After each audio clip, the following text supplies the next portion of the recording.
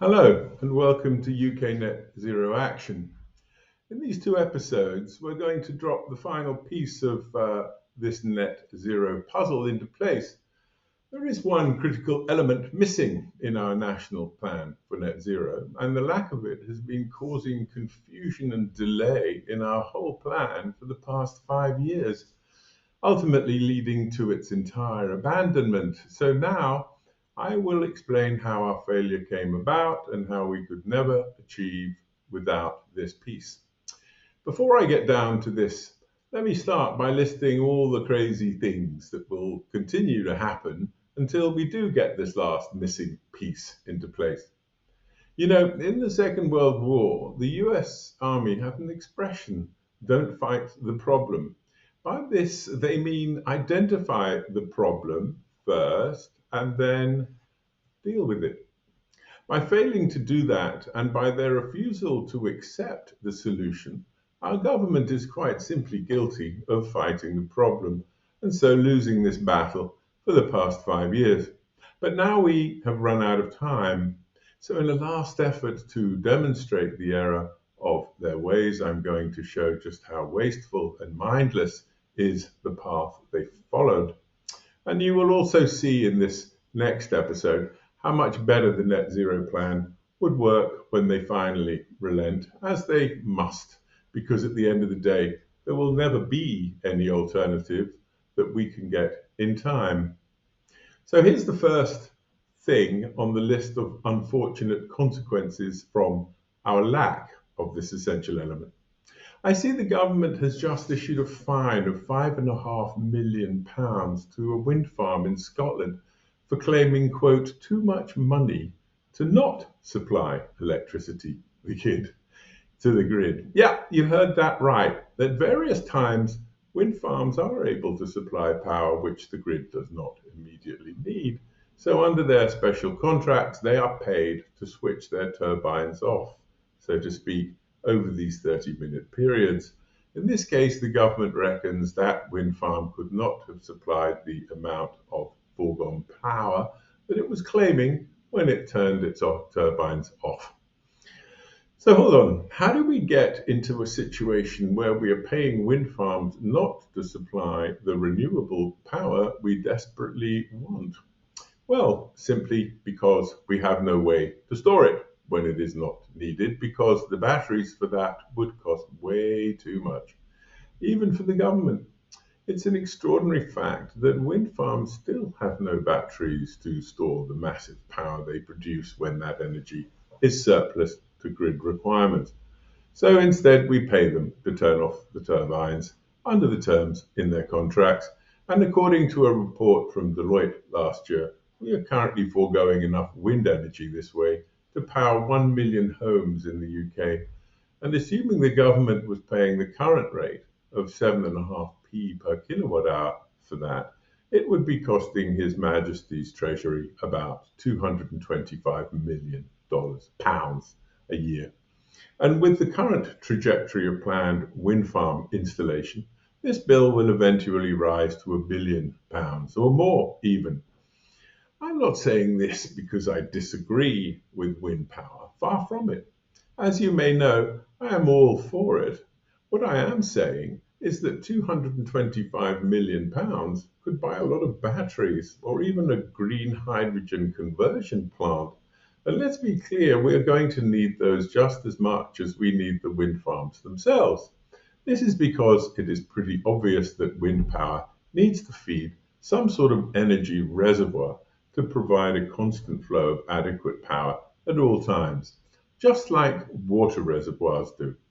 The rain flows into the reservoir and the reservoir flows into our pipes. It must be the same with wind power. Simple. So here's another even greater absurdity that arises from this missing element. With the active encouragement of our government, we are building out a national charging network at great expense. To that end, among others, the National Grid recently raised £60 billion. And all this is when a charging network, as opposed to its alternative, is not actually going to help us to reach net zero at all. In fact, By soaking up so much of the capital that might be put to better use, it will get in the way. I'm sorry to say that because it would anyway be useful, but it must be said. A charging network, unlike my alternative, can only download power from the grid to charge up electric vehicles while they are en route. What a charging network will never do adequately is upload any of that massive power stored in our EV batteries back up to the grid.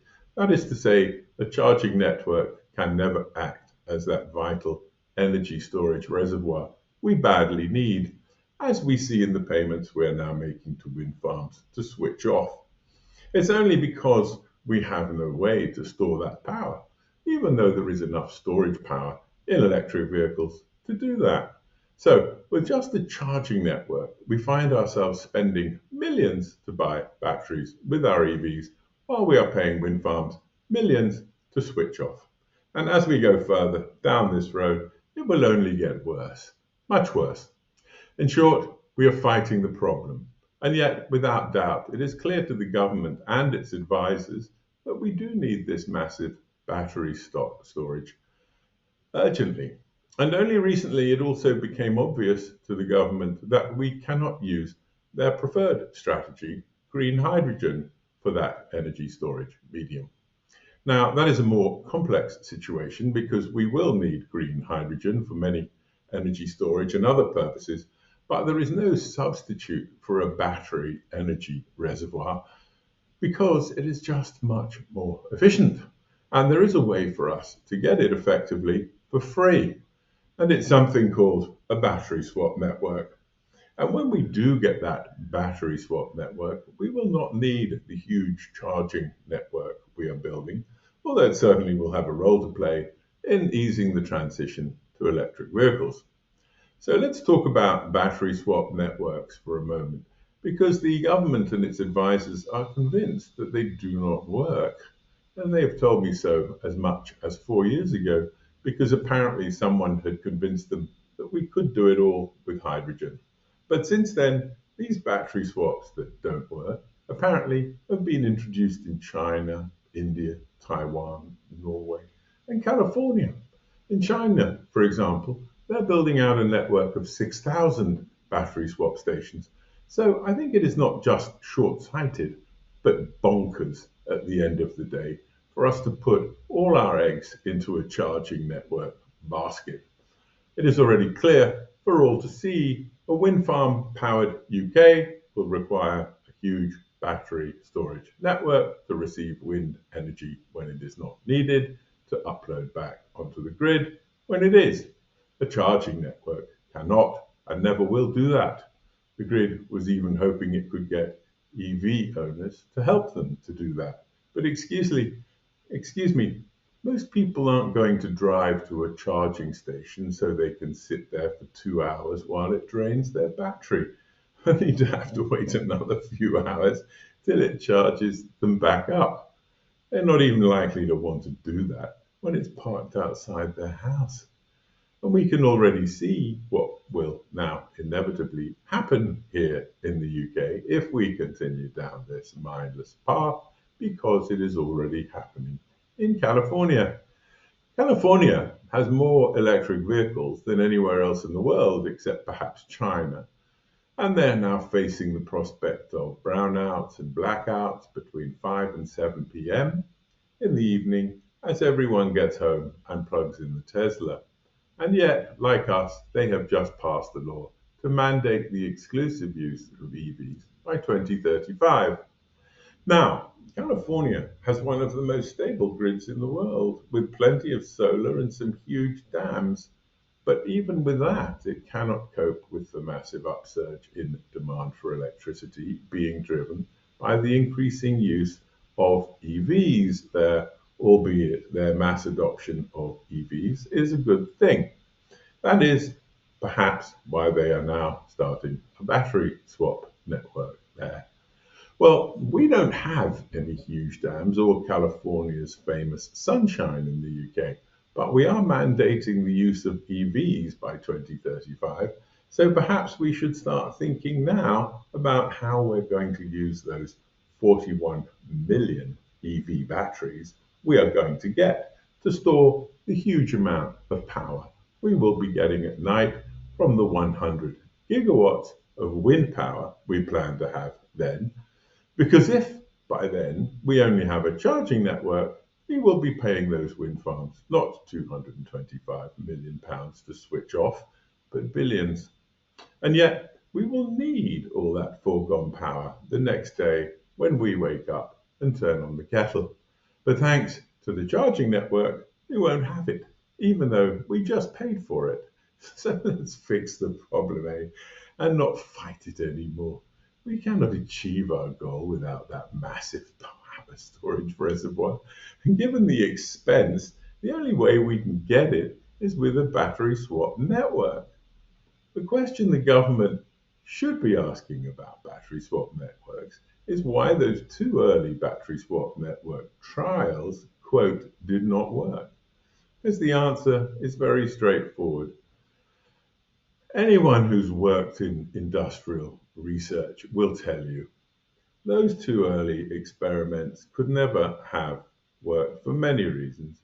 And I will go into all that in the next episode when I outline a more practical approach for a British battery swap network and show why it will complete all our arrangements in the electric world of net zero to come. And you will see why so many other nations are already building them. To sum up, I think after 5 years of failed net zero policies, it's time our government stopped fighting the problem and gave us a simple mandate to breathe life into a British battery swap network. At the end of the day, this will anyway be paid for by motorists from the billions of pounds they save by not buying imported oil and EV batteries. I find a very pleasing symmetry in that. So please hit the like and subscribe buttons to hear how this will work and ultimately give us the cheapest net zero possible with the minimum carbon emissions in the fastest time. Thank you for listening. And if you have any questions, you might email them to me, Richard Julius Gillespie, at rjg@uknetzero.com, and leave a comment. Thank you very much.